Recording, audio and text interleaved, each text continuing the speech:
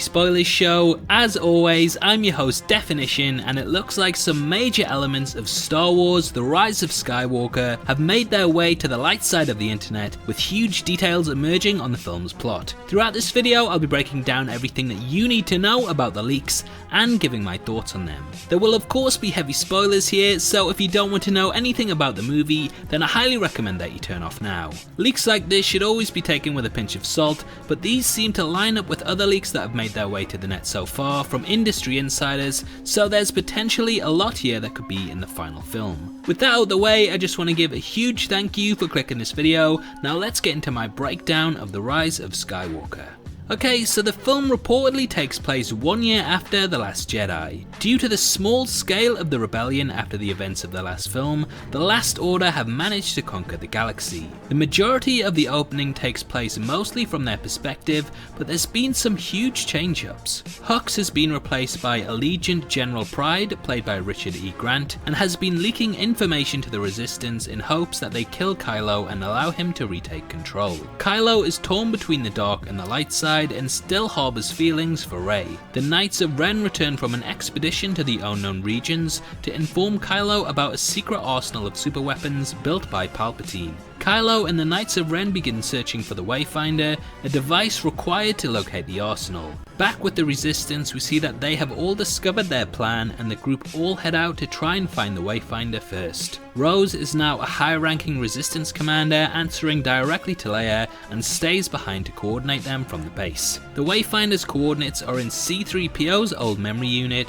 in an abandoned Imperial blockade in a jungle world. Here the heroes befriend the warrior Janna, played by Naomi Ackie, and her people. After retrieving it, the heroes go to a decommissioned droid factory in a snow world to unlock it, where they are ambushed by the First Order and rescued by bounty hunter Zori Bliss, played by Kerry Russell, and her droid D-Zero.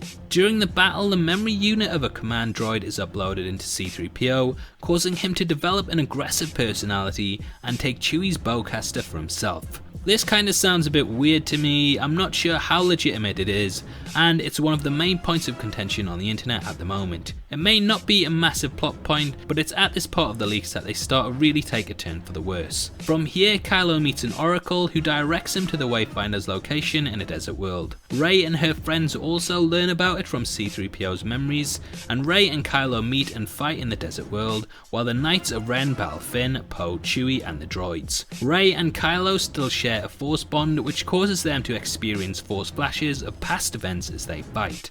Kylo and the Knights of Ren retrieve the Wayfinder and return to the ruins of the Death Star in the jungle world to unlock the arsenal's location. The Resistance follows him, but they are ambushed by the First Order and nearly defeated before a local alien, Cloud, helps them escape. Again, this is another example of bad writing in the leaks, as it seems like every situation the Resistance are pulled out of by a newly introduced character who just appears out of the blue, which I personally think isn't that good writing. From here, Finn recruits Janna and her people as reinforcements to battle the First Order, while Rey confronts Kylo. Now this is where the leaks really take a huge turn, and it's probably the most controversial part of the script, as it deals with the return of Palpatine. Rey and Kylo learn that the Wayfinder actually contains Palpatine's spirit, and it's revealed that the Knights of Ren are actually loyal to him and manipulated Kylo into freeing him. Palpatine possesses one of the Knights, played by Matt Smith, and announces his plans to seize control of the First Order and use the arsenal to subjugate the galaxy. He also reveals that he was behind Snoke. So yeah, a lot of retconning here. We knew that J.J. Abrams wasn't too happy with the way that his characters had been handled in The Last Jedi, and this is sort of getting stuff back on track. Whilst I can see why people are complaining, I think it works okay as a way to bring Palpatine back, and it's probably better than the clone stuff that was rumoured. However, it does bring up the question, should Palpatine even return?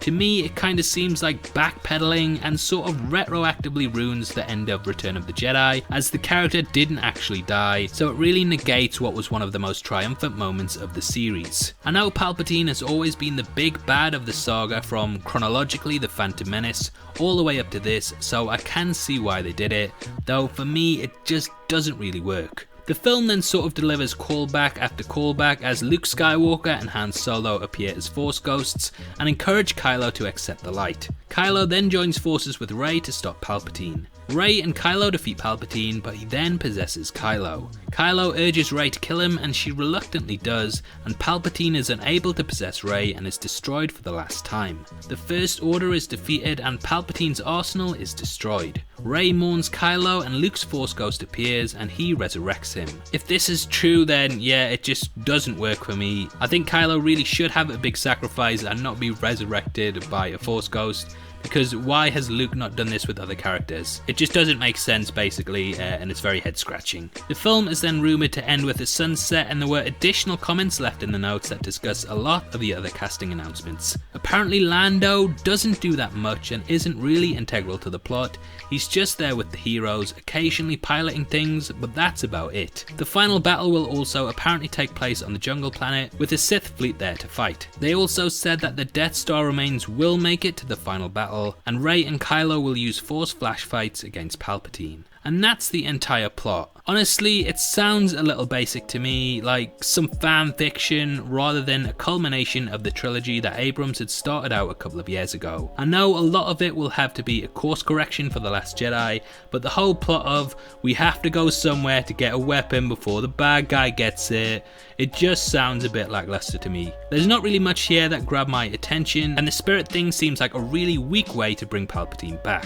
I'm a great believer of when a character is dead that they're dead, and whilst we have had Force Ghosts in the past, they've never been able to possess people, and this seems like a bit of a weak way to add tension and bring characters back. Overall, I'm hoping that this leak is untrue, as if it's not, then I really don't know if I'll feel all that happy with the trilogy as a whole. I thought The Force Awakens was quite poor and just retreading a lot of old ground. The Last Jedi was, well, The Last Jedi, and this seems like another middling script that Disney are putting out just to make as much money as possible from the property. I've been really disappointed overall with the way that they've handled the series since taking over it, and it just seems like they're trying to replicate the success of the MCU without understanding that the Marvel movies can do that because they have a rich amount of characters that can be brought into things, whereas Star Wars tends to have a solid cast, but ones that can't really be brought back year after year after year and overexposed, because then they lose their magic. This reeks of ham-fisted plot devices and underdevelopment in terms of character. Kylo becoming good just because he was betrayed seems stupid,